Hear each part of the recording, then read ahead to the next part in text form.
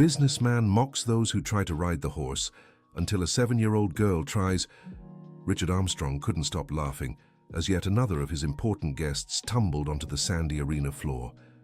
The businessman who had closed million-dollar deals the week before was now covered in dust, trying to stand up with dignity after Thunder had thrown him off in less than 3 seconds. "Who's the next brave soul?" Richard shouted, holding up his phone to film another fall. "The $5,000 prize is still up for grabs." The brown horse reared and snorted, nostrils flared and eyes gleaming with a wild energy that seemed to challenge anyone daring enough to approach. Its tense muscles and mane swaying in the wind created an intimidating sight, making the guests instinctively step back. "Are you sure this animal doesn't have mental issues?" asked Margaret Wilson, the wife of a supermarket chain owner, adjusting her party dress as she watched the scene. "Mental issues?" Richard let out a loud laugh. "Thunder is purebred, darling, descended from champions. The problem isn't his, it's yours for not knowing how to ride properly." 3 men had already tried and failed miserably.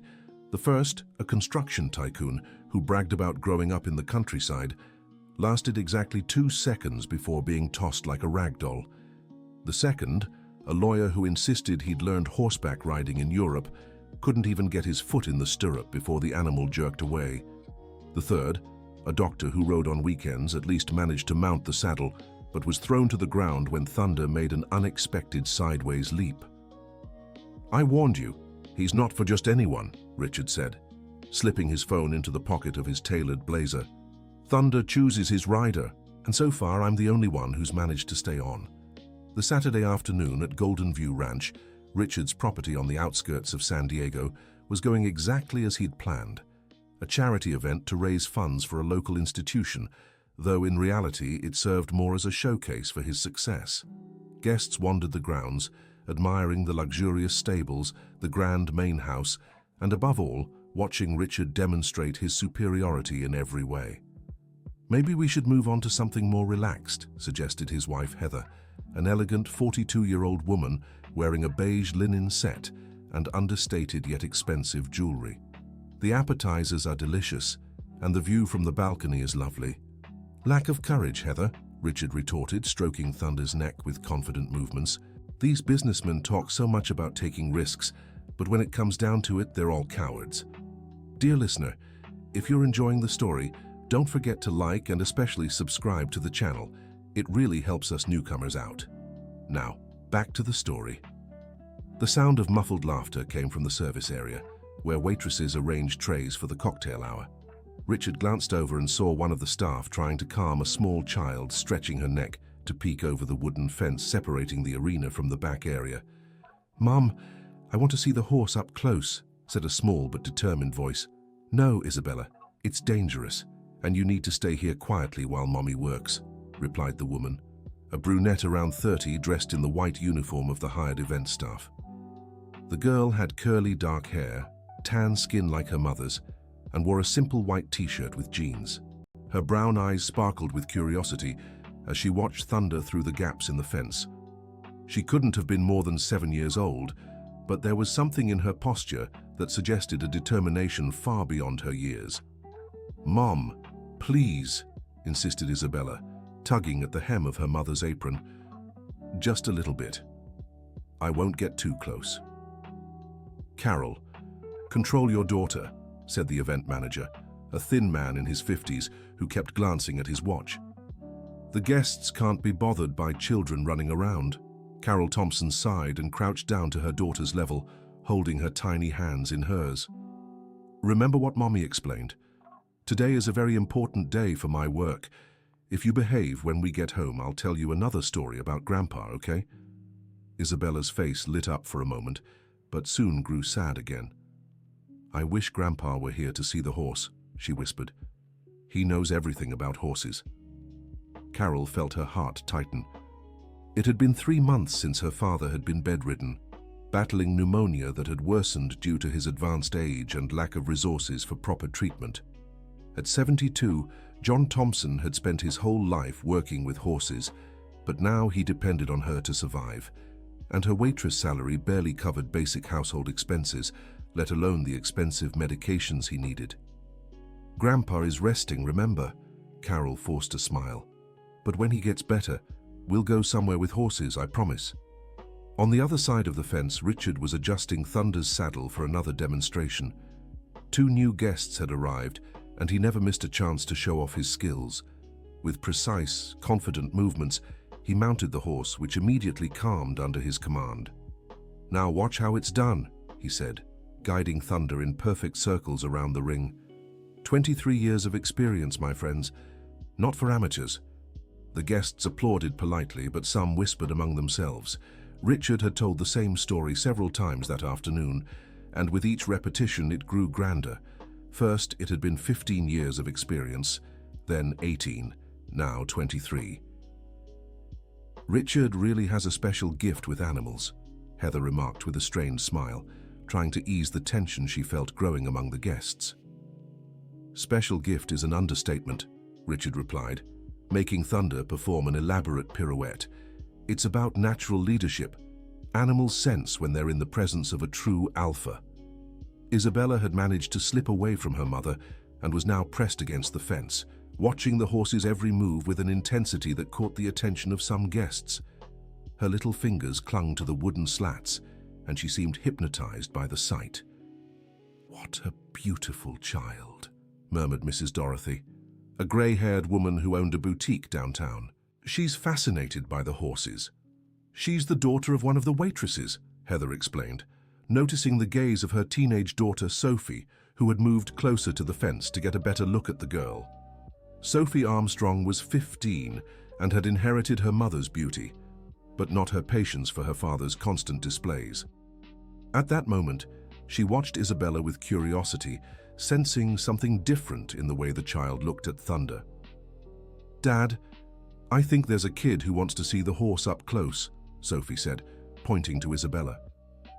Richard followed his daughter's gaze and saw the little girl pressed against the fence. His first impulse was irritation. Children were unpredictable and could startle Thunder, ruining his performance, but then an idea made him smirk. "A child?" he said loudly enough for everyone to hear.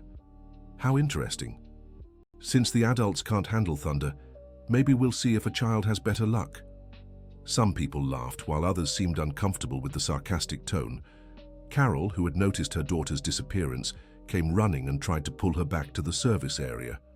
"I'm sorry, sir, she's just very curious," said Carol, clearly embarrassed. "Come on, Isabella, you can't bother the guests." "Wait, wait." Richard dismounted his horse with a smile that didn't reach his eyes. "It's no bother at all. In fact, it would be quite entertaining to see a child's attempt. What do you all think?" The silence that followed was awkward. Most guests stared at their shoes, clearly uneasy with the situation. Mocking grown businessmen who volunteered for the challenge was one thing, but involving a small child was entirely different. "Richard, maybe this isn't a good idea," Heather tried to intervene, but he ignored her. "Come here, little one," Richard said, stepping closer to the fence. "So do you want to try riding Thunder? I'm sure it would be very educational." Isabella looked at her mother, then at Richard, and finally at Thunder. There was no fear in her eyes, just an intense curiosity that seemed too mature for a 7-year-old. "Can I try?" she asked in a clear, determined voice. "Isabella, no," Carol said firmly. "You don't know how to ride, and it's dangerous." "But Grandpa taught me a few things," the girl insisted. "He always said horses speak in a special way, and we need to know how to listen." Richard let out a loud, artificial laugh. "Oh, Grandpa taught you," he exclaimed, glancing at the guests as if expecting them to share in the joke. "And where is this expert Grandpa now? Why isn't he here giving us all lessons?" The question hit Carol like a slap. She felt her cheeks burn with shame and anger, but she couldn't respond. She couldn't say her father was sick in a public hospital bed, fighting pneumonia because he couldn't afford private treatment. She couldn't explain that the man who had dedicated his life to horses now depended on the charity of the public healthcare system. "Grandpa can't come today," Isabella said simply, unaware of the tension in the air, "but he taught me that every horse has a story, and we need to respect that story." Something in the way the girl spoke made Thunder prick up his ears and look in her direction. It was a subtle movement, but one that didn't go unnoticed by those who knew horses. The animal seemed to calm slightly, his posture less tense than before. "How adorable," Richard said mockingly. Childish horse philosophy. Well, since you seem so confident, why not give it a try? Just so we can see how this little story ends. Heather grabbed her husband's arm, trying to make him reconsider, but he pulled away sharply. Sophie watched the scene with growing discomfort, as if seeing her father in a new light and not liking what she saw. Please, sir, Carol tried again. She's too young. She was just looking. She didn't mean to bother anyone. It's no bother, Richard insisted, clearly enjoying himself. It's educational. The girl will learn a valuable lesson about reality versus fantasy. He opened the gate and gestured theatrically for Isabella to enter the ring. The child looked at her mother, who shook her head firmly, but then she turned her gaze back to Thunder, and something in her expression shifted. Okay, she said, stepping slowly into the ring, but first I need to greet him properly. The guests edged closer to the fence, some pulling out their phones to record what was sure to be an embarrassing moment. Richard grinned broadly, anticipating the amusement of watching the child panic and run away. Isabella walked toward Thunder, but not directly. She moved in a gentle curve, approaching from the side, just as John had taught her when he took her to visit the horses of an acquaintance who lived in the neighborhood. Hi, Thunder, she said softly, stopping about 6 feet from the animal. I'm Isabella. My grandpa always said we have to introduce ourselves properly to horses, or else they get scared of us.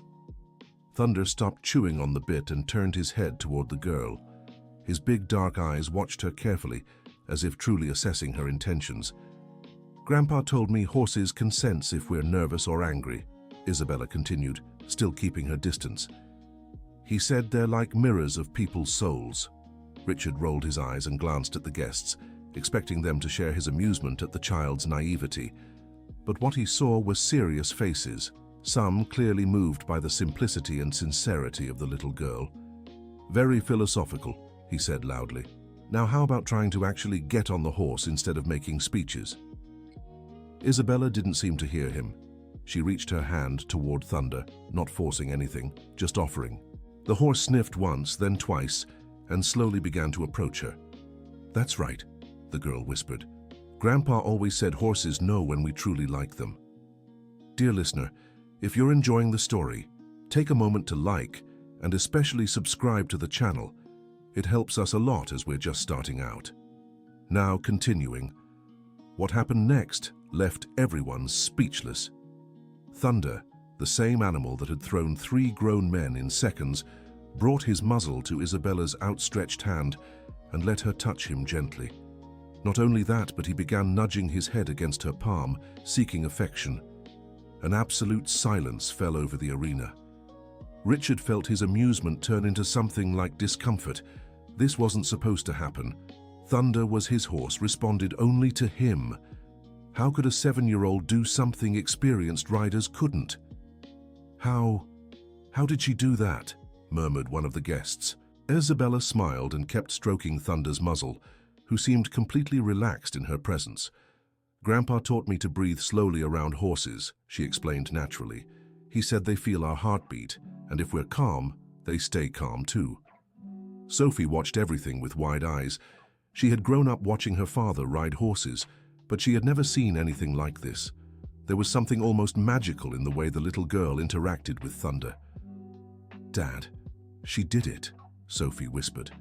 She really calmed Thunder down. Richard didn't answer.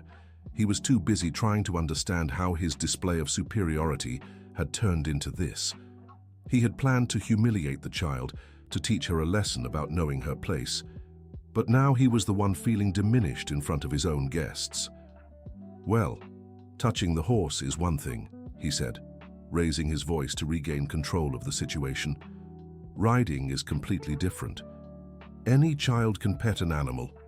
Isabella looked at him, then at Thunder, seeming to consider his words. Can I try riding? She asked the horse, as if seeking permission directly from the animal. Isabella, no, Carol shouted from the fence, clearly terrified. It's too dangerous.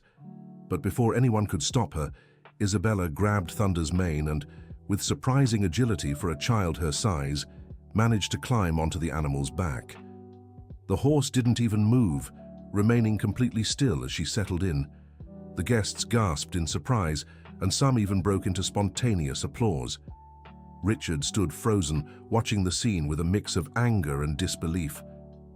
"This is impossible," he muttered. "Simply impossible." Isabella was sitting on Thunder's back without a saddle, holding only his mane, yet she looked completely at ease. The horse stayed quiet, as if deliberately protecting the small child he carried.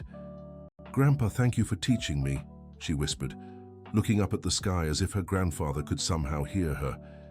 It was then that something inside Richard broke, not the anger or frustration of being outdone by a child, but something deeper. The way Isabella spoke of her grandfather, the reverence in her voice, stirred a memory he had buried long ago. "What was your grandfather's name?" he asked suddenly, his voice losing its sarcastic edge for the first time that afternoon. Isabella smiled, still stroking Thunder's neck. "John Thompson," she said proudly. "He worked with horses his whole life, said they were his best friends." The name hit Richard like a punch to the gut. John Thompson. It couldn't be a coincidence. It couldn't be the same John Thompson who had worked at his father's ranch when he was a boy, the same man who had taught him to ride, who had been like a second father to him for years. "John Thompson," he repeated, his voice weaker than he intended. "How old is he?" 72, Isabella answered. "Why, do you know my grandpa?" Richard felt the world spin around him. 72, the age matched perfectly. And if it really was the same John, that meant this child was the granddaughter of the man he had fired in humiliation 20 years ago, when he took over his father's business and decided to modernize the ranch. Where does he live?" Richard asked, his mind racing to confirm his suspicions. "In St. Joseph's Village," Carol called from the fence, still tense from seeing her daughter on the horse. "Please, sir, let my daughter get down. She's done what she wanted." St. Joseph's Village, the same neighborhood where John had lived when he worked for the Armstrong family. Richard's legs nearly gave way. It was him, the same man who had dedicated 15 years of his life to caring for the family's horses, who had taught Richard to ride when he was just 8 years old, who had been dismissed without explanation when Richard decided that employees who were too old didn't fit the new image he wanted for the ranch. "Your daughter," Richard began, looking at Carol with new eyes. "Are you John Thompson's daughter?" "I am," Carol replied, wary of his sudden change in tone. "Why are you asking?" Richard couldn't answer right away. His mind was flooded with memories he'd tried to forget for 2 decades. John teaching him how to brush the horses, patiently explaining how to approach them without startling them, spending entire afternoons telling stories about different breeds and temperaments. The man had been more present in his childhood than his own father, who was always away on business. "Dad, are you okay?" Sophie asked, noticing the sudden pallor in his face. "You look like you've seen a ghost." A ghost. That was exactly what John was to Richard. A ghost from a past he'd tried to bury when he decided that being a successful businessman meant being hard, ruthless, with no room for sentimentality. "Get the child off the horse," Richard said abruptly, avoiding the questions. "This has gone on long enough." But Isabella didn't get down. Instead, she looked directly into his eyes with a seriousness unsettling for a 7-year-old. "You really knew my grandpa, didn't you?" she asked. "I can see it in your eyes. He always said people's eyes change when they remember important things." The child's simple, direct question felt like a knife to Richard's chest. He glanced around and saw all the guests watching their conversation with growing curiosity. Heather observed him with an expression he couldn't decipher, and Sophie seemed to be realizing there was more to the situation. Richard began, but the words wouldn't come. Isabella kept watching him, still mounted on Thunder, who stood as still as a statue.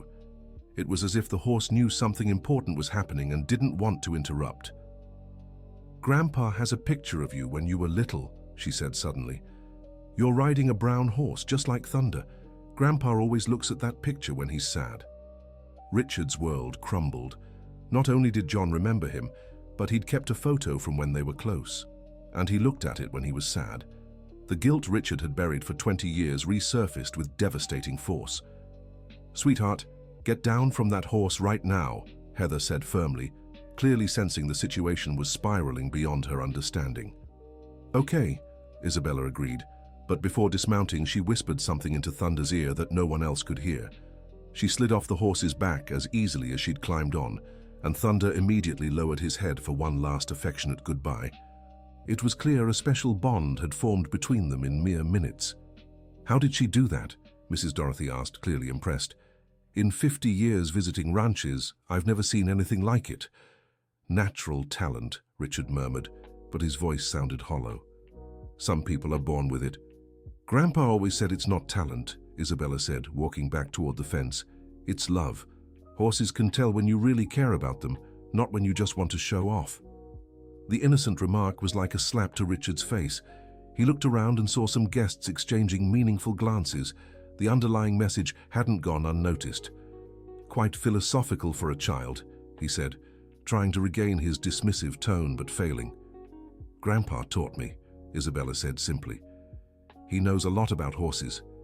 He worked with them his whole life until he got sick." "Sick?" The word slipped out before Richard could stop himself. Carol visibly tensed.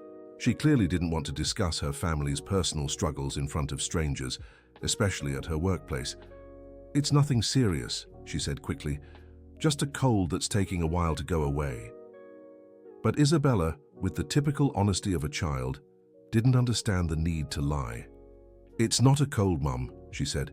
"Grandpa is really sick in the hospital. The doctors said he needs expensive medicine, but we don't have the money for it." An awkward silence followed. Carol flushed with embarrassment, clearly mortified by having their private struggles exposed like that. Some guests looked at their feet, uncomfortable with the revelation of the family's financial hardship. Richard felt something stirring in his chest, an emotion he couldn't name. Anger? Guilt? Regret? All tangled together in a mess that left him confused and irritated. "Well," he said abruptly, "the fun's over. How about we head back to the cocktail party?" But no one moved. Everyone seemed trapped in that strange situation, as if they instinctively knew there was more behind that seemingly casual encounter. "Sir," said Isabella, approaching the fence again, "may I ask you something?" Richard didn't want to hear anything else the child had to say, yet found himself nodding against his own will. "You didn't like that I managed to calm Thunder, did you?" she asked, with an innocence that pierced his heart. "Grandpa always said we should be happy when others do good things with horses." The simple, direct question laid bare exactly what Richard refused to admit, even to himself. He'd been angry because a 7-year-old had done something he considered his alone. His ego had been bruised by a little girl who just wanted to pet a horse. Richard began, but once again the words wouldn't come. Sophie stepped closer to the fence and crouched to Isabella's height. "What was your grandfather's full name?" she asked gently. "John Thompson Olson," Isabella replied. "He always tells stories about working at a beautiful ranch with champion horses. He said it was the happiest time of his life." Richard squeezed his eyes shut. John Thompson Olson. It was definitely the same man, and the happiest time of his life had been when he worked for the Armstrong family, the very period Richard had tried to erase from memory because it represented a time when he still had a heart, when he was still capable of genuine affection. "Dad," Sophie said softly, standing and looking straight at him. "You knew her grandfather, didn't you?" His teenage daughter's question carried a maturity that startled him. Sophie had always been observant, but in that moment she seemed to see through every mask he'd built over the years. "Possibly," he said, struggling to keep his voice steady. "I've met many people over the years. It's hard to remember them all." "But you remember him," Isabella declared with the absolute certainty of children. "I can tell. Your eyes changed when I said his name." Heather moved closer to her husband, clearly sensing tensions she didn't fully understand. "Richard, what's going on?" she whispered. "You've been acting strange ever since the girl mentioned her grandfather."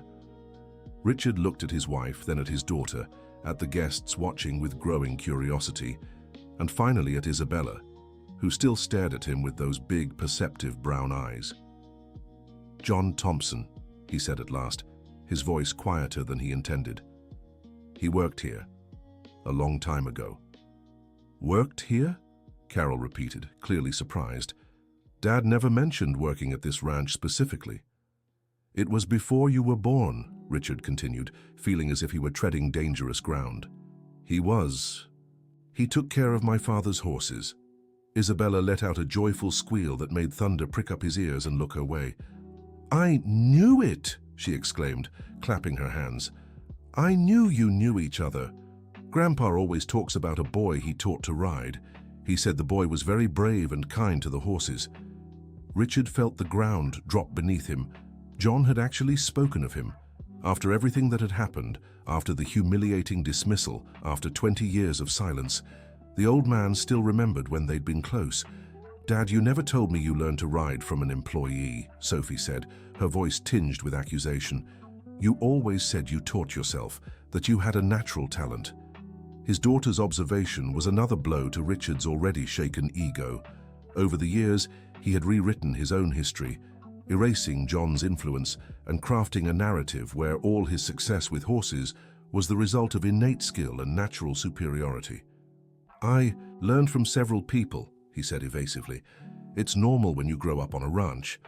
But Grandpa always talks specifically about you, Isabella insisted, clearly excited by the discovery.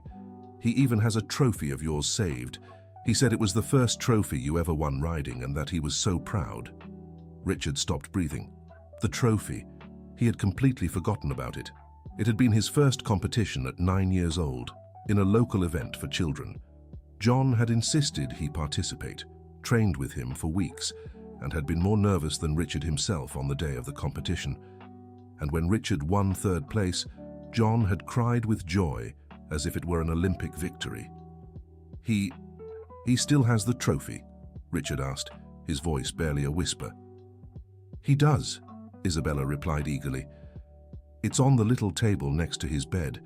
He always looks at the trophy when he tells stories about when you were little. The revelation was devastating. John not only remembered him, but kept that trophy like a treasure. The same man Richard had humiliated and fired without explanation still held onto the memory of the happy times they had shared. Heather watched her husband with growing concern.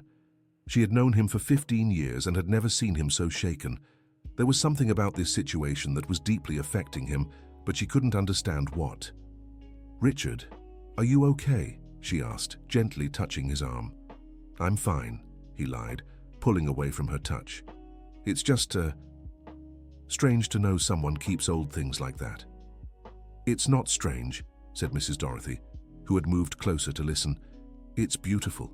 It shows how much Mr. John cared for you as a child. Cared for me. Richard repeated the words as if testing their weight.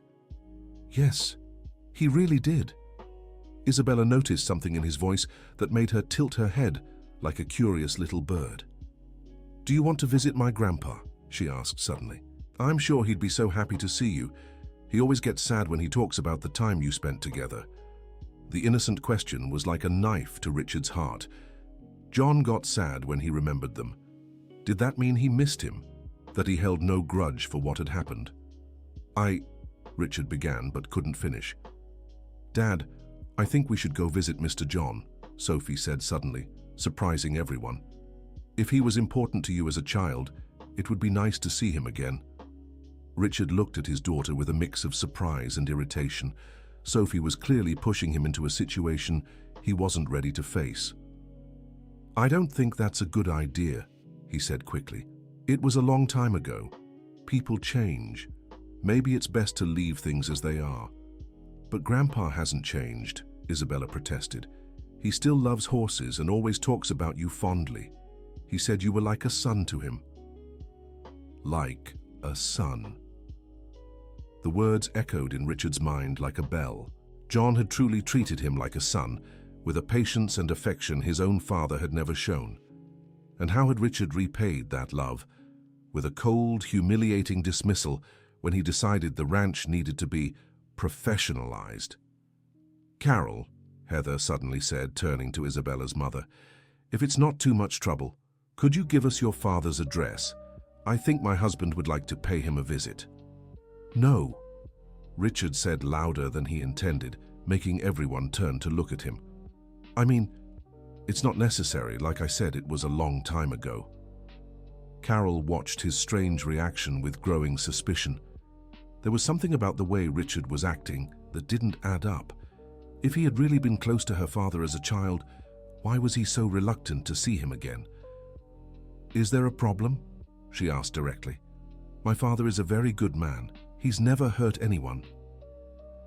The innocence of Carol's defense of her father felt like another blow to Richard's conscience. John had truly never hurt anyone. He had dedicated 15 years of his life to the Armstrong family, had treated Richard like a son, and what had he gotten in return? A sudden dismissal when he no longer fit the new image Richard wanted to create. "There's no problem at all," Richard said, trying to sound casual. "It's just, sometimes it's better to leave the past in the past." "Why?" Isabella asked with the frankness typical of children. "Grandpa always says good memories are gifts we receive and should cherish forever." Dear listener, if you're enjoying the story, don't forget to like and especially subscribe to the channel. It helps us a lot as we're just starting out. Now, back to the story. The child's simple philosophy was dismantling all the defenses Richard had built over the years. She spoke about her grandfather with such love and admiration that it was impossible not to see the kind of man John truly was. Maybe another time," Richard finally said, searching for a way to end a conversation that was becoming too painful. "You can't wait too long," Isabella said, with a seriousness that contrasted with her age. "Grandpa is very sick. The doctors don't know if he'll get better." The revelation hit Richard like a bolt of lightning. John was truly sick, possibly gravely ill, and here he was, in his luxurious estate, surrounded by wealthy guests, playing games to humiliate people for fun, while the man who had been like a father to him was battling illness in a public hospital. How sick is he?" he asked, unable to hide the concern in his voice. "Pneumonia," Carol answered reluctantly. "He's been hospitalized for 3 weeks. The doctors say at his age it's more complicated, and the medicines to strengthen his immunity are very expensive." Richard felt an enormous weight settling in his chest. John was sick, needed expensive medications, and his family couldn't afford them. Meanwhile, he was here spending thousands of dollars on a social event just to flaunt his wealth and superiority. How much do the medicines cost?" he asked before he could stop himself. Carol looked at him suspiciously. Why would a stranger care about the cost of her father's treatment? "Why do you want to know?" she asked defensively. Richard realized he had revealed more than he intended. Now all the guests were staring at him, waiting for an explanation. "Just curiosity," he said weakly. "I'm sorry to hear he's sick." "It's almost $300 a month," Carol said after a pause. "Money I don't have. My salary barely covers the basics. $300. To Richard, it was what he spent on a single dinner at an expensive restaurant. To Carol, it meant the difference between her father's recovery and his condition worsening. "Mom, is Grandpa going to be okay?" Isabella whispered, her first words full of worry since the conversation had taken a serious turn.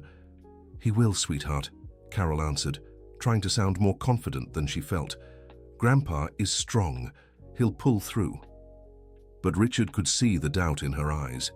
He could see the fear she was trying to hide from her daughter. And for the first time in a long while, she felt something she had forgotten: genuine compassion. "Carol," Heather said suddenly, "if you need any help, financial or otherwise, we could—" "No," Richard cut her off abruptly. I'm sure they'll manage just fine on their own." Heather looked at her husband with complete bewilderment. She had offered help impulsively, moved by the family's situation, but Richard's sharp reaction left her utterly confused. "Why can't we help?" Sophie asked, staring at her father with a mix of confusion and growing disapproval. "If Mr. John was important to you, it's the least we can do."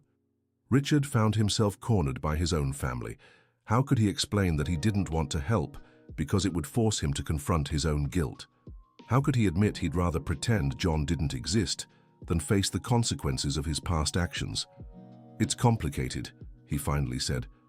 "What's complicated about helping a sick person?" Sophie pressed, her voice carrying a challenge Richard rarely heard from his daughter. Sophie's direct question laid bare the hypocrisy of the situation. Here he was, a man who boasted about his generosity at charity events, refusing to help someone who truly needed it, someone who had once been important in his life. "Sophie, you don't understand the situation," Richard said, trying to shut it down. "Then explain it to me," she shot back. "Explain why we can't help Isabella's grandfather if he meant so much to you when you were a kid." Richard glanced around and realized all the guests were watching their exchange with growing interest. The situation was turning into a public spectacle, the exact opposite of what he wanted. "This isn't the time or place for this discussion," he said firmly. "When will it be the time?" Sophie insisted. "When he gets better on his own, or when it's too late?" His teenage daughter's question felt like a slap in the face. Sophie was forcing him to confront exactly what he refused to admit, that he was being cowardly and selfish. "Sophie, stop!" Heather tried to intervene, sensing things were spiraling. "No, Mom," Sophie said, never taking her eyes off her father. "I want to understand. If Mr. John taught my dad how to ride if he was important to him, why are we treating this family like strangers?" Isabella had been watching the whole exchange with her big, expressive eyes, clearly not fully grasping the tension between the adults, but sensing something was wrong. "Is it my fault?" she suddenly asked, her small voice filled with worry. "Should I not have talked about Grandpa?" The child's innocent question pierced Richard's heart. She was blaming herself for a situation that was entirely his fault. "No, sweetheart," Heather said quickly, kneeling to Isabella's height. "You did nothing wrong. It's beautiful how you talk about your grandpa." "Then why did he get mad when I talked about him?" Isabella asked, looking straight at Richard. The child's direct, innocent question was devastating. How could he explain to a 7-year-old that he was angry because she had exposed his hypocrisy and forced him to face his own guilt? "I'm not mad," Richard lied. "It's just complicated. Grandpa always says when things are complicated, it means we need to talk more, not less," Isabella said with the simple wisdom of children. Another lesson from John, passed down through his granddaughter. Richard remembered how often the old man had used that very philosophy with him as a child, always encouraging him to talk about his fears and frustrations instead of bottling them up. "Your grandpa, he still says things like that?" asked Richard, unable to suppress his curiosity. "All the time," Isabella smiled. "He has so much advice. Mum always says he's the wisest man she knows." Richard looked at Carol, who nodded in agreement with her daughter's words. "Dad has always been like that," she said.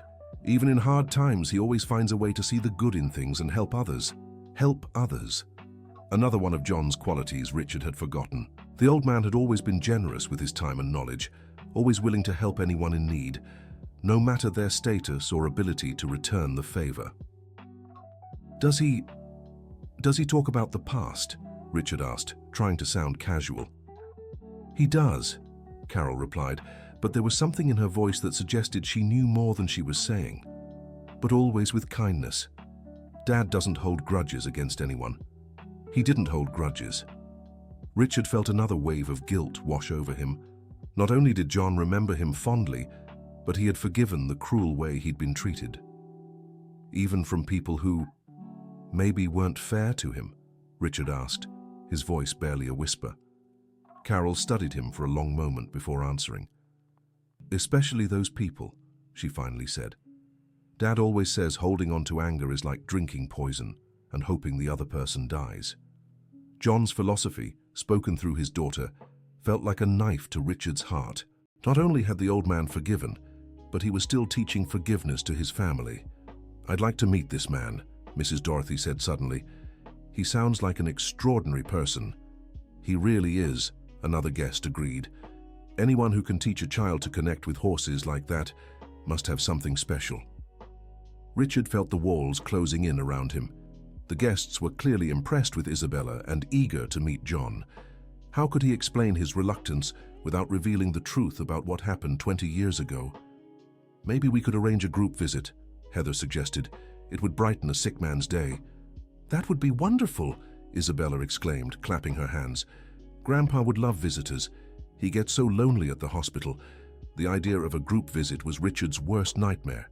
Not only would he have to face John, but he'd have to do it in front of witnesses who didn't know their history. I don't think that's a good idea, he said quickly. Hospitals have rules about visitation, especially for elderly patients. We can ask, Sophie said.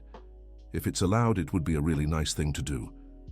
Richard looked at his daughter and saw a determination in her eyes he wasn't used to. Sophie seemed to have decided this was a cause worth fighting for. Sophie, it's not that simple, he tried to argue. Why not? She pressed. If he was important to you, he should be important to us too. The teenager's simple logic was irrefutable. Richard found himself without arguments that wouldn't reveal the truth about his past with John. Dad, Sophie continued, her voice growing more serious. You've always taught me we should be grateful to those who helped us in life. If Mr. John taught you to ride, we owe him part of the success we have today. Sophie's observation hit home. Richard had indeed taught her that lesson, but now it was being used against him in a way that made him deeply uncomfortable. It's different, he said weakly. How is it different? Sophie asked. Or do the lessons you taught me only count when they're convenient? His daughter's question felt like a slap in the face. Richard realized he was being confronted not just with his hypocrisy toward John, but with his hypocrisy as a father and educator. Sophie, you're being disrespectful, Heather tried to intervene. No, Mom, Sophie replied. I'm being honest. And honesty is another thing my father always said was important. Richard found himself being dismantled by the very lessons he had tried to teach his daughter. Sophie was using every value he had preached against him, and there was no way to argue without admitting he was a hypocrite. Are you scared of Grandpa? Isabella suddenly asked, with the brutal frankness of children. Scared? Richard repeated, clearly caught off guard by the question. Why would I be scared? I don't know, Isabella shrugged. But you look scared when we talk about him. Like when I'm afraid to go to the dentist. The child's innocent comparison drew a few muffled laughs from the guests, but Richard didn't find it funny at all. She had hit the mark. He was scared. Scared of confronting his own guilt, scared of seeing the disappointment in John's eyes, scared of having to admit he had become the kind of person the old man would despise. I'm not scared of anyone, Richard said, but his voice sounded less convincing than he intended. Then why don't you want to visit Grandpa? Isabella pressed with the relentless logic of children. Richard found himself completely cornered. Every person present was watching him, waiting for an answer he couldn't give without exposing himself entirely. It's complicated, he repeated, using the same vague excuse as before. Grandpa always says there's no such thing as complicated, just things we don't want to do, Isabella said, once again quoting John's wisdom. Richard closed his eyes for a moment, feeling the weight of all the memories he had tried to bury. John had indeed said things like that when he was a child, always simplifying problems that seemed enormous and encouraging him to face his fears. Maybe we can discuss this later, he finally said, searching for a way out of the situation. When is later? Isabella asked. Mom always says later usually means never. The child's observation drew more laughter from the guests, but Richard was far from amused. He was being taken apart by a 7-year-old in front of his most important guests. Isabella, Carol finally intervened, sensing her daughter was asking too many questions. Stop bothering him. He's already been very kind letting you ride Thunder. But I'm not bothering him, Isabella protested. I'm just asking why he doesn't want to see Grandpa if they were friends. Sometimes friendships fade over time, Carol explained, though something in her voice suggested she was beginning to suspect there was more to the story. But real friendships don't fade, Isabella insisted. Grandpa always says that. He says the people we love stay in our hearts, even when they're not close. Another lesson from John. Richard remembered hearing those exact words when he was 9 and sad because a school friend had moved away. Your grandfather, has he always been like this? Richard asked, unable to suppress his curiosity. Always had these philosophies. Always, Isabella smiled. Mom says he's been like that since she was little, always seeing the good in things and teaching important lessons.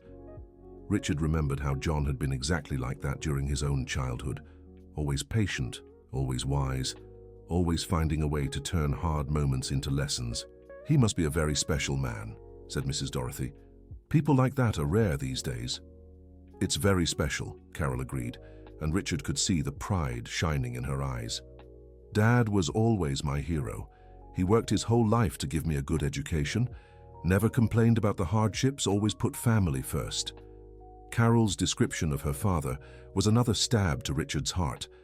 John had been all those things and more, but Richard had thrown it all away out of pride and ambition. "It must have been hard for him when he lost his job," Heather remarked innocently. Carol tensed immediately. "What do you mean?" she asked, looking straight at Richard. Richard felt his blood run cold. Heather had touched on exactly the subject he most wanted to avoid. "Well, if he worked with horses and is now retired..." Heather tried to explain, but stopped when she saw the look on her husband's face. "Dad didn't retire," Carol said slowly, her eyes fixed on Richard. "He was fired 20 years ago." The silence that followed was deafening. Richard felt every eye turning to him, but he couldn't find the words to respond. "Fired?" Heather repeated, clearly surprised. "But why?" Carol kept staring at Richard, and he could see understanding dawning in her eyes. "You're him, aren't you?" she said quietly. "You're the boy Dad taught to ride." Richard couldn't answer. His throat seemed to have closed completely. "Dad never told me your full name," Carol continued, her voice growing firmer. "He only said he had worked for an important family, that there was a boy he was very fond of, and that one day, when the boy grew up and took over the business, he was fired without explanation." The truth was finally coming out, and Richard felt completely exposed. There was no more running or lying. "Carol," he began, but she cut him off. "You fired him," she said, not as a question, but as a statement. "After everything he did for you, after treating you like a son, you fired him." Richard wanted to deny it, wanted to find a way to justify himself, but the words wouldn't come. The accusation in Carol's eyes was clear, and he knew she was right. "Dad," Sophie said softly, her voice filled with confusion and growing horror. "Is it true?" Richard looked at his daughter and saw something breaking in her eyes. The image she had of him as an honorable and fair man was crumbling before her. "It's complicated," he said again, but the excuse sounded even emptier than before. "No, it's not complicated," Carol said, her voice rising. "It's simple. My father dedicated 15 years of his life to your family. He taught you everything he knew about horses. He treated you better than many fathers treat their own sons. And when you grew up and decided he wasn't useful anymore, you threw him away like trash." Every word from Carol was like another stab to Richard's heart. She was right in every accusation, and he had no defense. "Carol, you don't understand," Richard tried to argue. "What don't I understand?" she interrupted. "How someone could be so cruel to a person who only ever did good for them." Isabella had watched the whole argument with wide eyes, clearly not fully grasping what was happening but sensing her mother's anger. "Mom," she said softly, "why are you mad at the man?" Carol looked at her daughter, and Richard could see her struggling to control her emotions in front of the child. "It's nothing, sweetheart," she said, softening her voice. "Mommy just got a little upset." "Is it about Grandpa?" Isabella asked with the sharp perception of children. Carol didn't answer, but Richard saw tears forming in her eyes. The situation had become a complete disaster, and he felt utterly lost on how to handle it. "Carol, Richard began, but stopped when he saw the expression on her face. "You what?" she said, her voice heavy with contained anger. "Are you going to tell me it was just business, that it wasn't personal, that you had to make tough choices?" Richard closed his mouth. That was exactly what he was about to say, and he realized it would sound even crueler than silence. "Daddy cried," Carol said suddenly, her voice breaking. "When he came home the day he was fired, he cried. I'd never seen my father cry before, and I never saw it again. But that day, he locked himself in his room and cried." The revelation was devastating. Richard remembered John as a strong, dignified man, always in control of his emotions. Imagining the old man crying because of his cruelty was almost unbearable. "I didn't know," Richard said weakly. "Of course you didn't know," Carol shot back. "Because you didn't care to know. You just tossed him aside and went on with your life as if he never existed. Sophie had moved closer to her mother and was holding her hand, clearly disturbed by the revelation about her father's past. "Dad, how could you do that?" she asked, her voice full of disappointment. Richard looked at his daughter and felt his world crumbling. Sophie had always admired him, always seen him as a hero. Now she was discovering he was capable of senseless cruelty. "Sophie, you don't understand the pressures of business," Richard tried to explain. "Don't give me that," Sophie interrupted, using a tone she'd never used with him before. "This has nothing to do with business. This is about gratitude and basic decency." Richard found himself being judged and condemned by his own daughter, and he realized he had no defense. Everything Sophie was saying was true.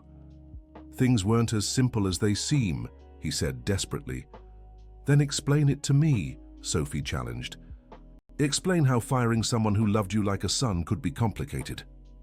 Richard opened his mouth, but no words came out. How could he explain that he'd fired John because his growing success and sophistication made him ashamed of his humble roots? How could he admit he'd thrown away a precious relationship out of pure vanity? Back then. He tried to start, but the words died in his throat. "You can't even justify yourself," Carol said bitterly, "because there's no justification for what you did." Isabella, who had been watching the whole discussion with growing confusion, finally spoke up. "You made Grandpa cry?" she asked, her little voice filled with sadness. The innocent question was the final blow. Richard looked into those big, expressive brown eyes, so much like John's, and felt utterly destroyed. I'm sorry," he said, his voice barely a whisper. "Sorry doesn't bring back 20 years, Carol said. "Sorry doesn't erase the humiliation he went through. Sorry doesn't pay the bills he struggled to cover after losing his job." Every word from Carol was like a hammer to Richard's conscience. He was beginning to understand the true impact of his actions, not just in the moment they happened, but in the 2 decades that followed. He had financial trouble?" Richard asked, though he knew the answer would be painful. "What do you think?" Carol replied sarcastically.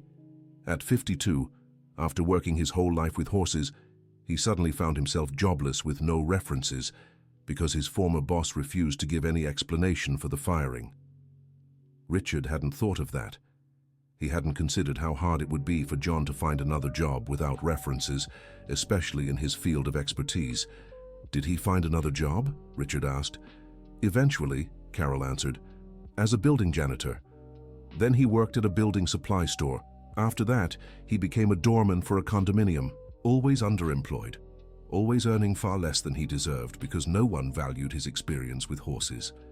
The list of jobs John had been forced to take felt like a series of slaps to Richard's face. A man who had once been a recognized expert, forced to accept work he was overqualified for just to survive. "I didn't know," Richard said again, but the words sounded hollow even to him.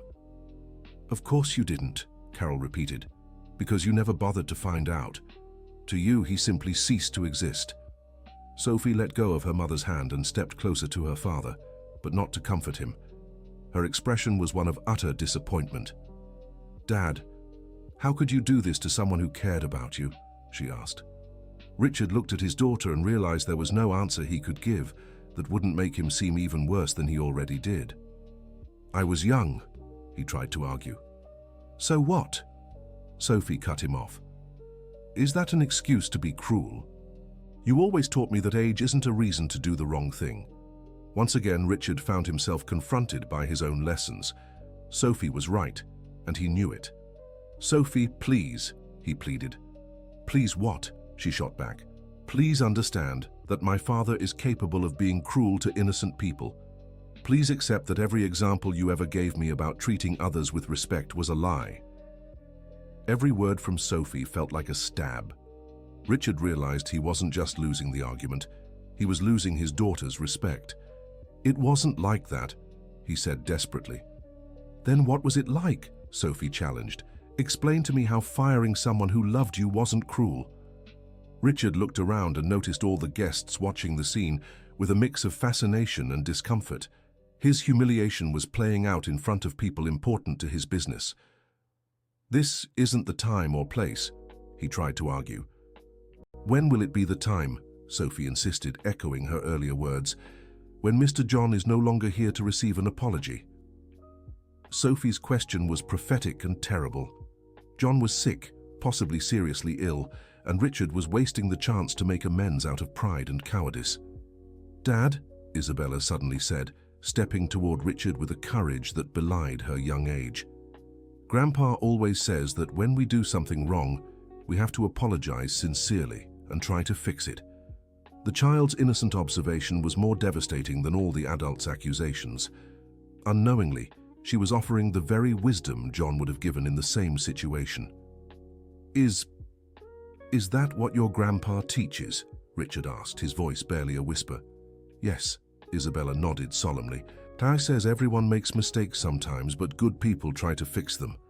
The simplicity of John's philosophy, passed down through his granddaughter, was like a beam of light, cutting through all the confusion and justifications Richard had built up over the years. It was exactly the kind of thing the old man used to say when Richard was a boy, always teaching that true strength came from admitting mistakes and trying to make them right. "Your grandpa, does he still forgive people who've done wrong?" Richard asked, his voice heavy with a vulnerability that surprised everyone. "Always," Isabella answered without hesitation. "He says forgiving is good for our own hearts, not the other person's." Heather watched the entire scene with growing understanding. Though she didn't know all the details, she was beginning to grasp that there was a deep, painful history between her husband and the girl's family. "Richard," she said softly, "maybe we should really consider paying Mr. John a visit." "No," Richard answered automatically, but his voice sounded less convincing with each repetition. "Why not?" asked Mrs. Dorothy, who had been following the conversation with growing interest. "From what I understand, the two of you share an important history. It would be a wonderful opportunity to reconnect."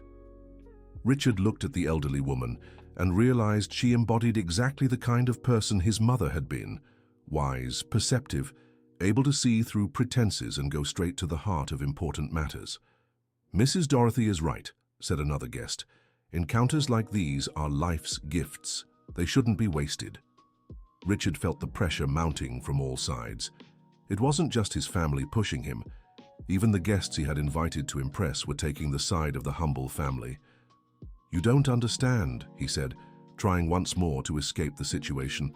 "Sometimes the past should stay in the past."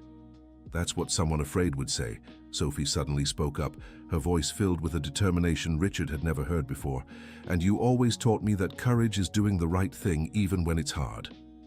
Once again, Richard found himself confronted by his own lessons. Sophie was using every value he had, tried to teach her against him, and there was no way to argue without admitting he was a hypocrite. "Sophie, you don't know everything," Richard tried to reason. "Then tell me everything," she challenged. "Tell me why you don't want to see someone who clearly meant so much to you."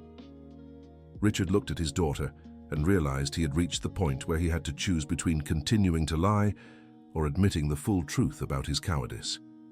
"It's complicated," he said again, but even he was tired of that empty excuse.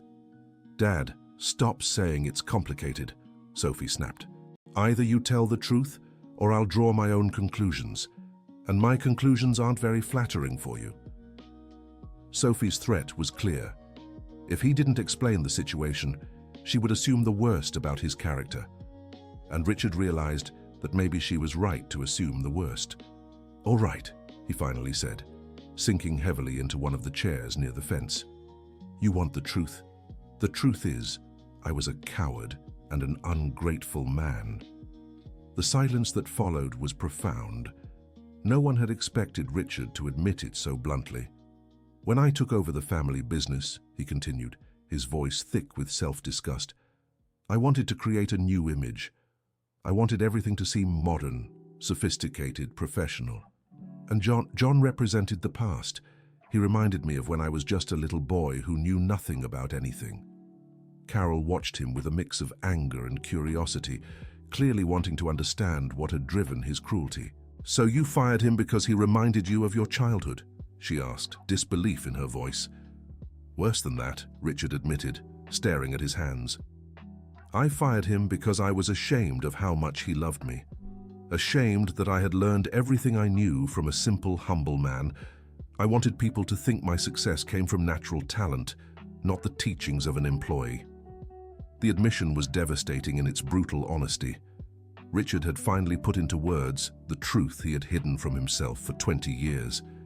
"My God," Heather whispered, covering her mouth with her hands. "Richard, how could you? How could I be so cruel?" Richard finished his wife's question. "Good question. I have no answer that justifies it." Sophie looked at her father with an expression that mixed horror, disappointment, and something like deep sorrow. "You were ashamed of someone who loved you," she said softly. "Dad, this is awful." "I know," Richard replied, his voice barely a whisper. "Believe me, I know." Isabella, who had heard everything without fully grasping the depth of the situation, approached Richard with a worried expression. "Are you sad?" she asked, with the natural compassion of children. The innocent question felt like a stab to Richard's heart. Even after learning what he had done to her grandfather, she still cared about his feelings. "Yes, little one," he admitted. "I'm very sad. Grandpa always says that when we're sad because we did something wrong, it means there's still time to fix it," Isabella said with her childlike wisdom. Richard looked at the girl and saw not just John's eyes but also his fundamental kindness. Even as the granddaughter of someone he had wronged, she still offered forgiveness and hope. "Your grandpa, he really said that?" Richard asked. "He did," Isabella confirmed. "He always says it's never too late to do the right thing as long as we're still breathing." John's philosophy, passed down through his granddaughter, offered exactly what Richard needed most to hear: a chance at redemption. "Isabella is right," Mrs. Dorothy said gently. "Mr. Richard, some mistakes in life take courage to fix, but the alternative is living forever with the weight of guilt." Richard looked at the elderly woman and realized she was offering the same wisdom his own mother would have in this situation. "But what if it's too late?" he asked, his voice heavy with genuine fear. "What if he doesn't want to see me? What if he's still hurt?" "Then at least you'll have tried," Sophie said. "And maybe he needs to hear an apology as much as you need to give one." Sophie's observation was deep and mature. Richard realized his teenage daughter was showing more emotional wisdom than he had in decades. "Carol," he said, turning to Isabella's mother, Do you think he'd want to see me?" Carol studied him for a long moment before answering. Richard could see her wrestling between anger over how her father had been treated and something that looked like understanding. "Honestly," she finally said, "I don't know. Dad never spoke badly of you, but he also never said he wanted to see you again." "But he kept the trophy," Isabella suddenly added. "And people only keep things from people they still love, right?" The child's observation was simple but profound. If John had kept the trophy, maybe he still held some affection for the times they had been close. "Maybe," Carol said softly, "maybe he kept it because they were happy memories for him, even if things ended badly." Richard felt a small spark of hope flicker in his chest. Maybe it wasn't too late. Maybe there was still a chance to make peace with the man who had been like a father to him. Where is he staying?" Richard asked, his voice barely a whisper. "St. Joseph Community Hospital," Carol replied. "Geriatric wing, room 237. Richard memorized the information as if his life depended on it. For the first time in 2 decades, there was a real possibility of facing his past and trying to make it right. "Dad," Sophie said gently, "I think we should go see him today." "Today?" Richard repeated, clearly frightened by how soon this could happen. "Why wait?" Sophie asked. "You always say when we decide to do something important, we should do it right away before we lose our nerve." Once again, Richard found himself confronted by his own lessons. Sophie was right, and he knew it. I don't know if I'm ready," he admitted. "We're never really prepared to do the right thing," said Isabella with the wisdom she'd inherited from her grandfather. "Grandpa always says that. We just do it because we have to. Richard looked at the child and wondered how someone so small could be so wise. Clearly, John had passed down more than just knowledge about horses to his family. "Isabella, do you think your grandfather would want to see me?" Richard asked directly. The little girl tilted her head, as if considering the question very seriously. "I think so," she finally said. "Grandpa is always happy when he has visitors, and he's especially happy when people do the right thing." "What if he's angry with me?" Richard asked, voicing his deepest fear. "Then you'll have to accept that he has every right to be angry," Sophie said without pity. "This isn't about what's comfortable for you, Dad. It's about doing what's right." Sophie's answer was harsh, but fair. Richard realized his daughter had grown into a young woman with strong principles, ironically, using the very values he'd tried to teach her. "Sophie's right," Heather said gently. "This isn't about you feeling better, Richard. It's about acknowledging the worth of someone you've wronged." Richard looked at his wife and saw she was also seeing him in a new light. Heather had always respected his business determination, but now she was confronting him about his lack of personal integrity. "You all think I should go?" Richard said, not as a question but as a statement. "Yes," Sophie said without hesitation. "Absolutely," Heather agreed. "It's the right thing to do," said Mrs. Dorothy. "It would be a noble gesture," added another guest. Richard looked around and realized there was unanimous agreement. Everyone, even those who barely knew the situation, thought he should face his past. "What about you, Carol?" he asked. "What do you think?" Carol studied him for a long moment before answering. "I think you owe him at least an apology," she finally said. "Not for what it'll do for you, but for what it might do for him." Carol's response was carefully measured and generous, considering what Richard had done to her family. "But what if I go there and he doesn't want to see me?" Richard asked. "Then you respect his decision and at least know you tried," Sophie said. "But if you don't try, you'll spend the rest of your life wondering, what if?" Richard realized his daughter was right. The uncertainty would be worse than the possibility of rejection. "All right," he said finally, feeling as if he were jumping off a cliff. "Let's go see him." A murmur of approval spread through the guests. Isabella clapped her hands in delight. "Really?" she asked, her eyes shining. "You're going to see Grandpa?" "I am," Richard confirmed, though his voice trembled slightly. "Today." "Can I come too?" Isabella asked hopefully. Richard looked at Carol, who nodded slowly. "I think it would be good for Dad to see you two together," she said. "Maybe it'll help him understand forgiveness is possible." Richard felt a tightness in his chest. The thought of seeing John again was terrifying, but the idea of doing so in the presence of a granddaughter who clearly adored him made it all the more real. "When can we go?" Sophie asked. "Visiting hours are from 2 to 5, Carol said. "We could go now if you'd like." Richard checked his watch and saw it was nearly 3 in the afternoon.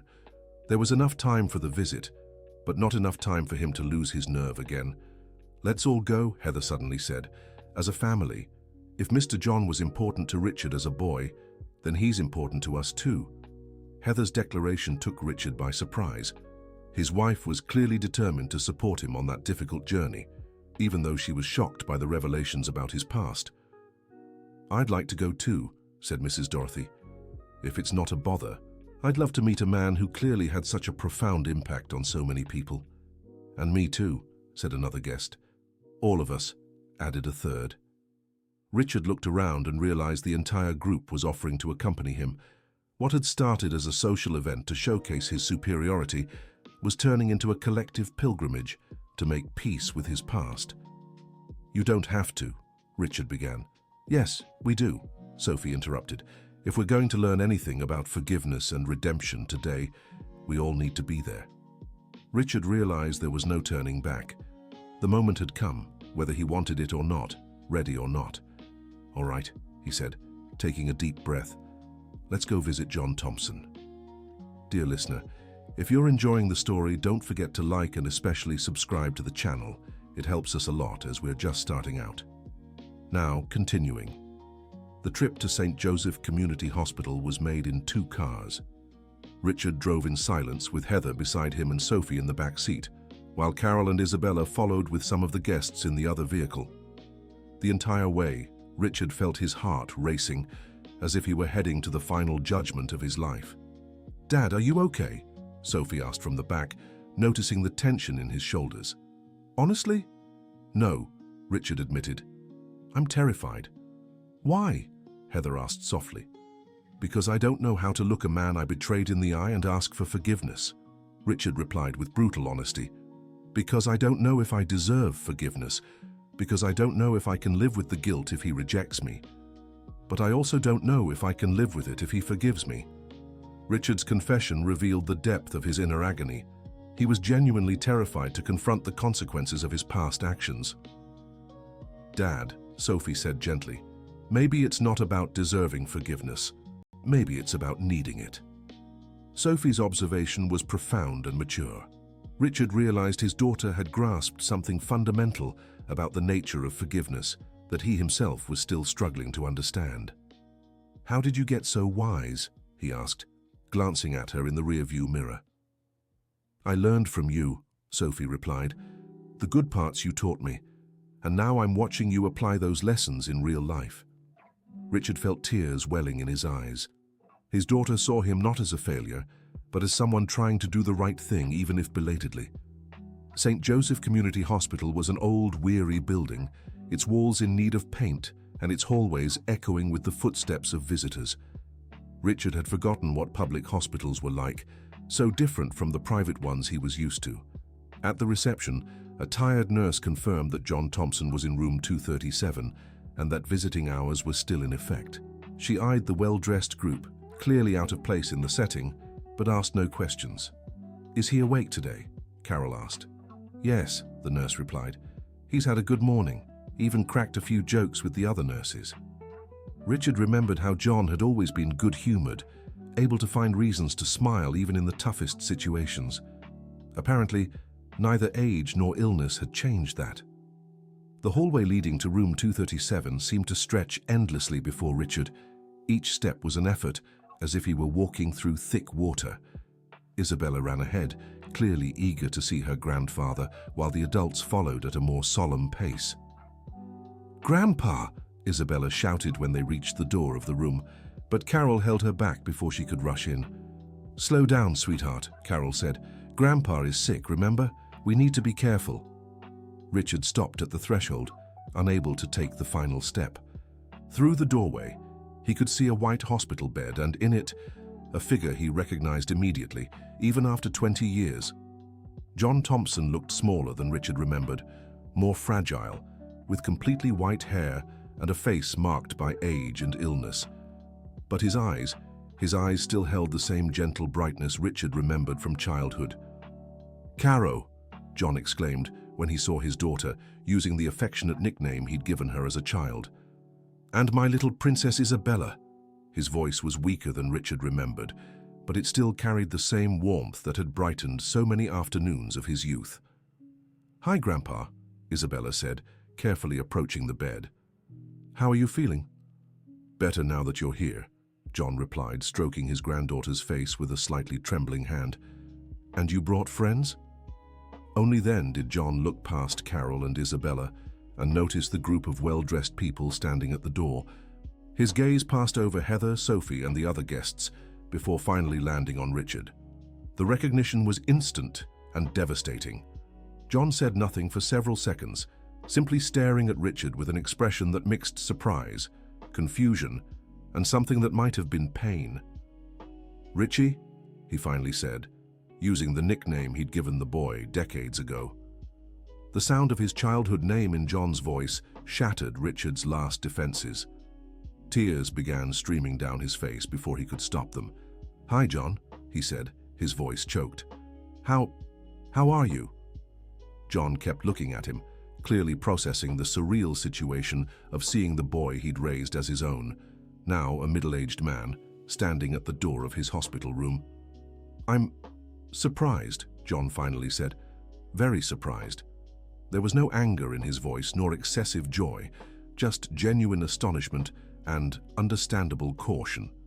"Grandpa," Isabella said, oblivious to the tension in the air, "this is the man I told you about, the one who trained Thunder, and he knows you." John looked at his granddaughter, then back at Richard, clearly trying to connect the dots. Thunder? He asked. He's a horse from his ranch, Isabella explained excitedly. A beautiful brown one, just like in the photo you keep. And I got to ride him. Grandpa, your lessons worked. John smiled for the first time since seeing Richard, clearly proud of his granddaughter. They really did? He asked, glancing at Richard. She actually managed to ride a spirited horse? She did, Richard admitted, his voice still unsteady. It was amazing. She did things experienced riders couldn't. That's because she learned from the best teacher, John said with a smile that didn't quite reach his eyes, even if I only got to teach her the basics. The remark carried a subtle melancholy that Richard didn't miss. John was referring to the fact that he hadn't had better opportunities to teach riding because of what had happened 20 years ago. John? Richard began but stopped, unsure how to continue. Dad, Sophie said softly, gently nudging him into the room. Say what you came to say. John looked at Sophie curiously. Is this your daughter? He asked. Yes, Richard replied. Sophie. She's 15. Beautiful girl, John said with a genuine smile. You have your mother's eyes, but your father's stubborn chin. The affectionate observation about physical traits that John still remembered made Richard realize how deep their connection had once been. Grandpa, said Isabella, clearly confused by the tension in the air. Why is everyone so serious? I thought you'd be happy to see each other. John looked at his granddaughter tenderly, clearly not wanting to worry her. Sometimes, sweetheart, grown-ups need time to sort through their feelings, he explained patiently. But you were friends, right? Isabella pressed. Friends should be happy when they meet. John looked at Richard, and for the first time since he'd entered the room, his eyes showed a flicker of deeper emotion. We were friends, he said quietly. Very good friends. Were, Isabella repeated, catching the past tense. Not anymore. The child's innocent question created an awkward silence in the room. It was exactly the question everyone had been avoiding. It's complicated, sweetheart, John finally said. Grandpa always says things are only complicated when we don't want to talk about them, Isabella countered, clearly repeating something she'd heard before. John let out a soft laugh, recognizing his own words. You're right, he admitted. As always. Richard realized this was the moment. If he was going to speak, it had to be now, in front of everyone, without further delay or excuses. John, he said, stepping forward, I came here because I need to ask for your forgiveness. The silence that followed was profound. John looked at Richard with an expression mixing surprise and what might have been cautious hope. Forgiveness? John repeated. For what? The question could have been rhetorical, but Richard sensed John genuinely wanted him to put his apology into words. For firing you, Richard said, his voice growing stronger. For treating you like you didn't matter. For throwing away 15 years of loyalty as if it meant nothing. John listened silently, without interruption. For being ashamed of you, Richard continued, the words spilling out faster now. For being ashamed of the love you had for me. For choosing appearances over loyalty. For breaking the heart of someone who loved me like a son. By the time Richard finished, tears streamed freely down his face. He had finally voiced the guilt he'd carried for 2 decades. John remained silent for a long moment, processing the words. Isabella looked between them, clearly beginning to grasp that something serious had happened between them in the past. Grandpa, she whispered, he's really saying sorry. You always say, when someone truly apologizes, we should listen with our hearts. John looked at his granddaughter, then back at Richard. When he spoke, his voice was controlled but thick with emotion. I heard you, he said, and I accept your apology. Richard felt as if an immense weight had lifted from his shoulders. But John wasn't finished. But you need to understand something, John continued. I never stopped caring about you. Even after everything that happened, I could never stop wondering if you were okay, if you were happy, if the horses still brought joy to your life. John's words cut Richard to the heart, but like a surgeon's knife, they healed rather than wounded. And you need to know, John went on, that I never blamed you entirely. You were young. under so much pressure to prove you could run the family business. I understood, even if it hurt. John's generosity was almost unbearable. Richard had come prepared to beg for forgiveness and found someone who had never truly blamed him. "John," Richard began, but the older man interrupted him. "But there's one thing I never understood," said John, his voice growing slightly firmer. "Why did you never explain? Why didn't you say it was about business or changes in the company? Why let me think I had done something wrong?" The question hit Richard like a punch to the gut. He realized his cowardice had been even worse than he'd imagined. Not only had he fired John unfairly, but he'd let the man blame himself for something that wasn't his fault. "Because I was a coward," Richard admitted. "Because I knew if I explained the real reasons, you'd see exactly the kind of person I was becoming. And I couldn't bear the thought of seeing disappointment in your eyes. So you preferred to let me blame myself for something I didn't do," John said, not as an accusation, but as a statement. "Yes," Richard confessed, "and that might have been worse than the firing itself." John nodded slowly, as if all the pieces of a puzzle were finally falling into place. "You know what was hardest?" John asked. "It wasn't losing the job. It wasn't having to find new work at 52. It was spending 20 years wondering what I'd done wrong with you." Richard felt as if the ground had opened beneath him. He hadn't just harmed John's career. He'd let the man torture himself for 2 decades, trying to figure out his mistake. "You did nothing wrong," Richard said, his voice heavy with desperation. "John, you were perfect. You were the best teacher, the best friend, the best father figure anyone could have. Everything good in me came from you." "Then why—" John began, but stopped, as if holding back the question he truly wanted to ask. "Why did I throw you away?" Richard finished. "Because I was young, stupid, and more concerned with appearances than loyalty. Because I thought being a businessman meant being cold and ruthless. Because admitting how much you meant to me would have made me seem weak." John listened carefully, processing every word. "And do you still think that way?" he asked. "No," Richard answered without hesitation. "Now I know throwing you away was the weakest, stupidest decision of my life, and pretending you didn't exist for 20 years was even worse." John remained silent for a long moment, looking at Richard with an expression that mixed pain, understanding, and something that might have been compassion. "You know what I miss the most?" John finally asked. Richard shook his head, not trusting his own voice. "Watching you grow up," John said simply. "John, knowing if you married well, if you had children, if you still rode horses, if you still remembered the things I tried to teach you about life." John's simple, honest answer was devastating. He hadn't missed the job or the status. He'd missed the human connection, the relationship, the chance to see the boy he loved become a man. "I did marry," Richard said, glancing at Heather. "This is my wife, Heather, and this is my daughter, Sophie." John smiled at Heather and Sophie, but his smile carried a clear melancholy. "Beautiful family," he said sincerely. "You've been blessed." "And you?" Richard asked. "Did you marry?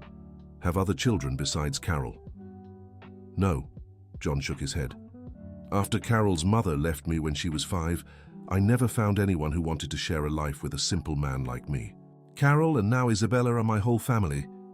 Richard realized that John had spent decades alone, raising his daughter and now helping with his granddaughter, always putting family first, just as he had done when taking care of him.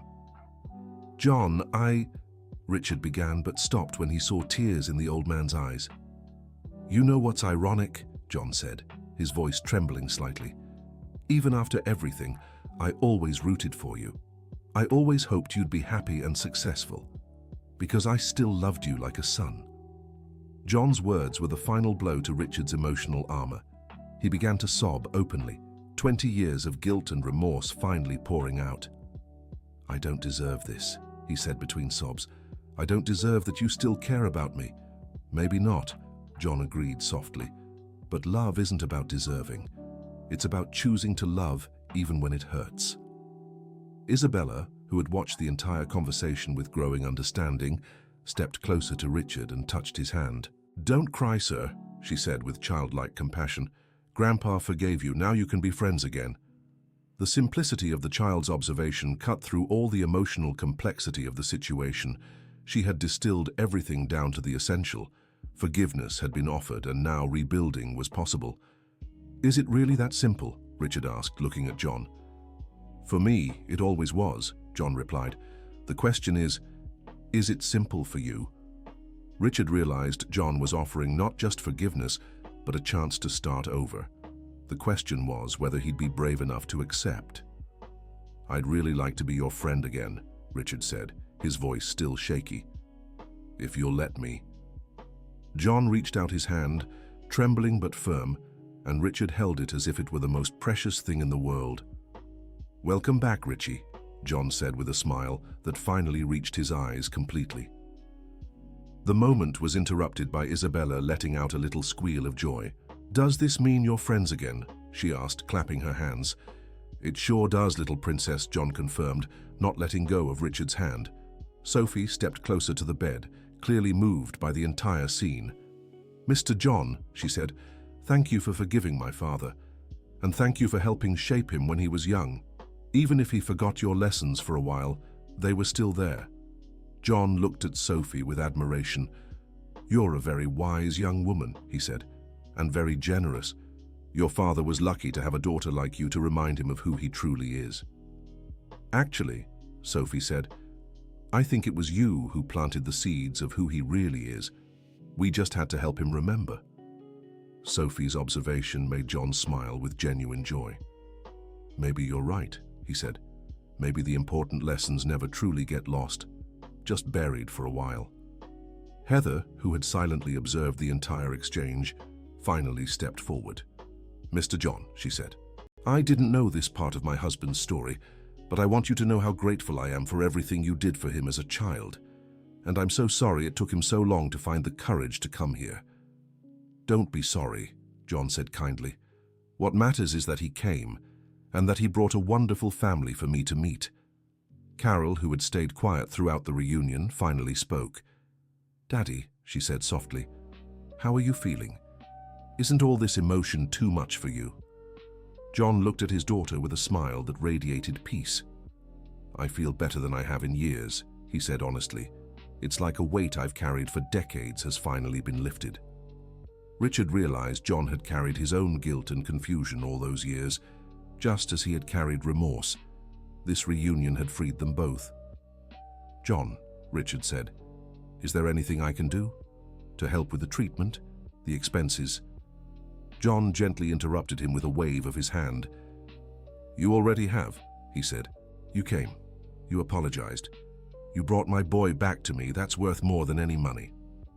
"But you need expensive medications," Richard insisted, "and I can afford to help." "And I accept your help," John said simply. "Not out of pride, but because Isabella still needs her grandfather for many years to come, and because accepting your help is a way for you to show you've truly changed." John's wisdom in accepting the help as a gift for both of them showed Richard just how deep his understanding of human emotions was. "Thank you," Richard said, feeling another weight lift from his shoulders. "Now," John said, looking around the room at everyone present, "I want to hear about Thunder. Isabella told me he's a special horse." Richard smiled, realizing John was deliberately changing the subject to ease the emotional tension. "He really is special," Richard confirmed. "Temperamental, challenging, but with an innate nobility. Reminds me of someone I used to know." John laughed, recognizing the affectionate reference. "And Isabella actually managed to ride him?" he asked, clearly proud. "Not just ride," Sophie said. "She calmed him completely. It was like magic." "It wasn't magic," John gently corrected. "It was love. Horses sense when someone truly loves them. No agenda, no need to prove anything.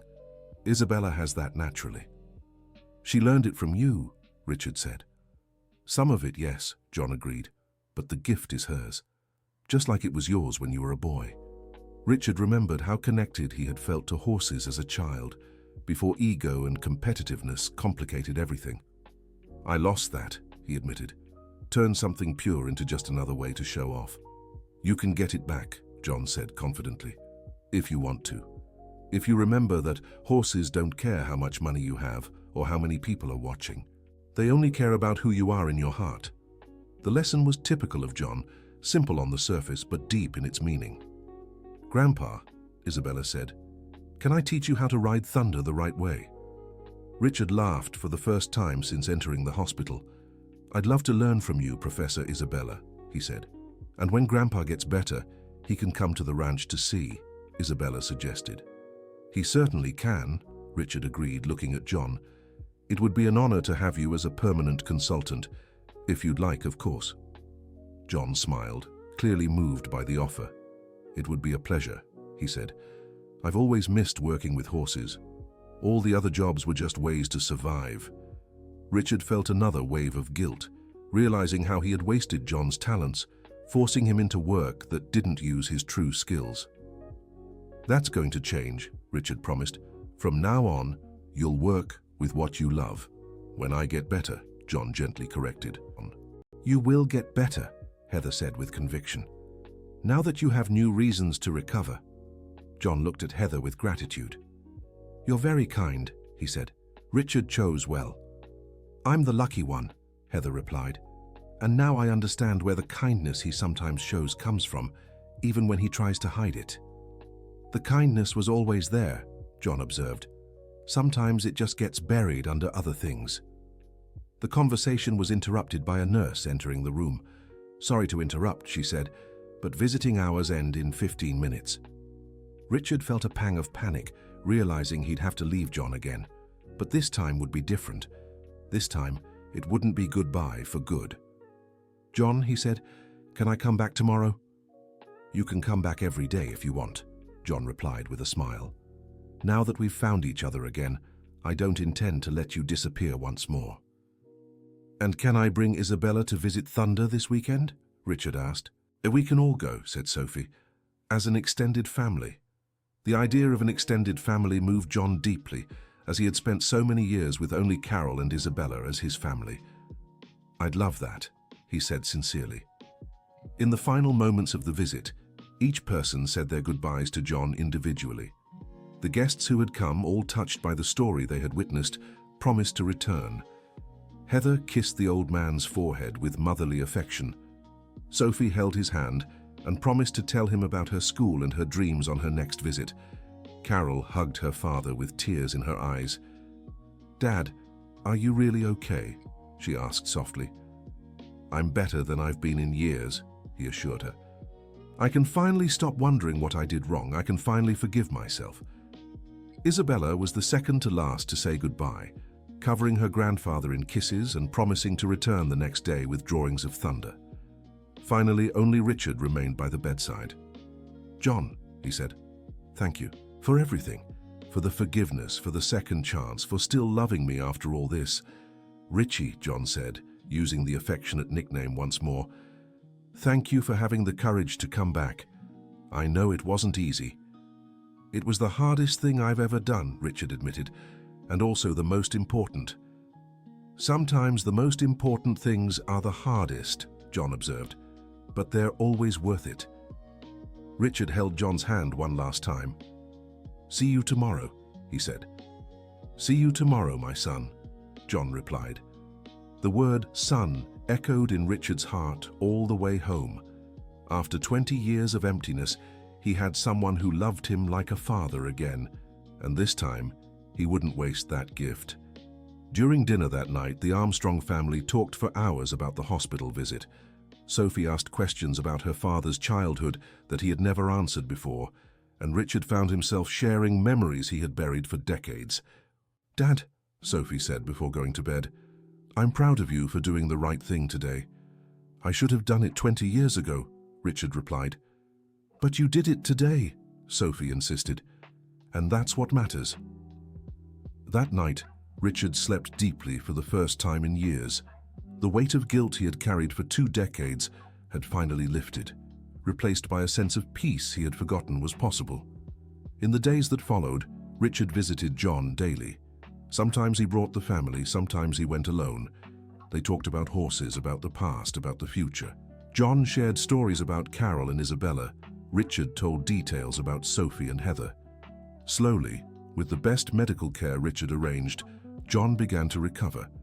His cough lessened, his energy returned, and the doctors started talking about discharge. 3 weeks after their reunion, John was released from the hospital. Richard was there along with the whole family to take him home. "Ready to meet Thunder properly?" Richard asked as he helped John into the car. "More than ready," John replied with a smile. "I'm curious to see if I still have a way with horses after all these years." When they arrived at Golden View Ranch, Thunder was waiting in the riding arena, as if he knew something special was about to happen. Isabella immediately ran to the horse, who greeted her in his own special way. John watched the interaction between his granddaughter and the animal with an expert's eye. "She really has the gift," he said to Richard. "It's rare to see such a natural connection." "Want to try riding?" Richard offered. John chuckled softly. "I think my riding days are over," he said, "but I'd love to help you reconnect with that part of yourself." For the next hour, John watched Richard trying to mount Thunder with the same patience he'd shown decades earlier. The horse, who had grown gentle with Isabella but remained challenging with others, seemed to be testing Richard. "He's checking if you've really changed," John observed. "Horses sense these things." "What if I fail the test?" Richard asked after being thrown off for the 3rd time. "Then you keep trying until you pass," John replied. "Just like you did with me. Some victories are worth the persistence." On the 4th attempt, something clicked. Richard stopped trying to dominate Thunder and began talking to him, the way John had taught him years ago. The horse seemed to relax and finally allowed Richard to mount. "There's my boy," John said proudly, using the same phrase he'd used when Richard was a child. Isabella cheered excitedly, Sophie recorded it on her phone, and Heather smiled as she watched her husband rediscover a joy she hadn't realized he'd lost. That afternoon, John officially became a lifetime consultant at Golden View Ranch. Richard made sure to give him his own office and a generous salary, but more importantly, he restored John's dignity and purpose. In the months that followed, John became not just a consultant but the heart of the ranch. He trained other staff, developed equine therapy programs for underprivileged children, and transformed the place from an ego-driven showroom into a true center of equestrian excellence. Richard found that working with John again was one of the deepest joys of his life. They spent hours talking about horses, life, past mistakes, and future possibilities. "You know what's most rewarding?" John said one day as they watched Isabella giving riding lessons to other children. "What?" Richard asked. "Seeing kindness multiply," John replied. "Isabella learned from me. Now she's teaching others. You rediscovered your love for horses. Now you're teaching Sophie. Goodness always finds a way to endure." Richard smiled, watching his daughter ride with growing confidence. "John," he said, "can I ask you something?" "Always." "Why did you forgive me so easily? After everything I did, why didn't you hold a grudge?" John thought for a moment before answering. "Because holding a grudge would mean punishing myself for your mistakes," he finally said. "And because I always knew the boy I loved was still in there, just lost for a while." "How did you know?" "Because someone who was truly loved as a child always carries that light inside," John explained. "It might be hidden, it might be buried, but it never completely disappears." Richard felt tears forming in his eyes. "Thank you," he said, "for never giving up on me, even when I gave up on myself." "Don't mention it," John replied. "That's what fathers do. And you've always been my son, even when we weren't officially family." 6 months after their reunion, Golden View Ranch had completely transformed. What was once a place for show had become a community center, offering free lessons for underprivileged children, equine therapy for those with special needs, and training programs for young people interested in equestrian careers. Richard realized his true legacy wouldn't be the awards he'd won or the deals he'd closed, but the lives he was touching through the work he did with John. "Dad," Sophie said one day as she prepared for college, "I want to study veterinary medicine and specialize in horses." "Why?" Richard asked, though he already knew the answer. "Because I want to continue the work you and Mr. John are doing," she replied. "I want to be part of this legacy." Richard hugged his daughter, realizing he had finally found a way to pass on the best of himself. On the eve of their first reunion anniversary, Richard organized a special celebration at the ranch. The whole family was there. Carol with a new boyfriend she'd met through the ranch's community events, Isabella now 8 years old and even wiser, Sophie about to start college, Heather radiant at seeing her husband finally at peace with himself. "A toast," said Richard, raising a glass of champagne, "to forgiveness, to second chances, and to the lessons that teach us it's never too late to do the right thing." "A toast," John agreed, raising his own glass. "To family, in all its forms. To love that endures through time and mistakes. And to the horses who teach us that true strength comes from kindness." As everyone toasted, Thunder whinnied from the nearby corral, as if joining the celebration. Isabella laughed and ran to pet him. "Grandpa," she called out, "Thunder wants to toast too." "Then let's include him," John shouted back, laughing. Richard watched the scene and realized he had found something far more valuable than financial success or social recognition. He had found peace, purpose, and the extended family he'd secretly always longed for. That night, after everyone had left, Richard and John stayed alone at the ranch, gazing at the stars. "John," Richard said, "there's something I never told you." "What?" "You were the best father I ever had. Better than my biological father. Better than any father figure I could have imagined." John smiled, his eyes glistening with tears of joy. "And you were always the son I never had biologically, but gained in my heart," he replied. "The best part of growing old is seeing the love we planted in our youth still blooming decades later." "Promise you won't leave me again?" Richard asked, still carrying the fear of losing the connection they'd rebuilt. "Only if you leave me first," John answered with a smile. "And this time, if one of us makes a mistake, we talk about it instead of running away." "Promise," Richard agreed. They sat in silence for a few minutes, two men from different generations bound by a love that had survived time, pride, and human error.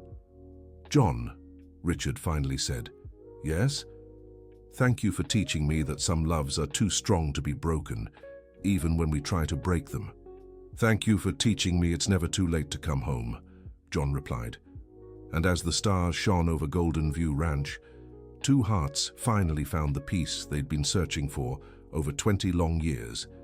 The boy had come home and the father who loved him was there waiting, just as he always had been. The end of the story.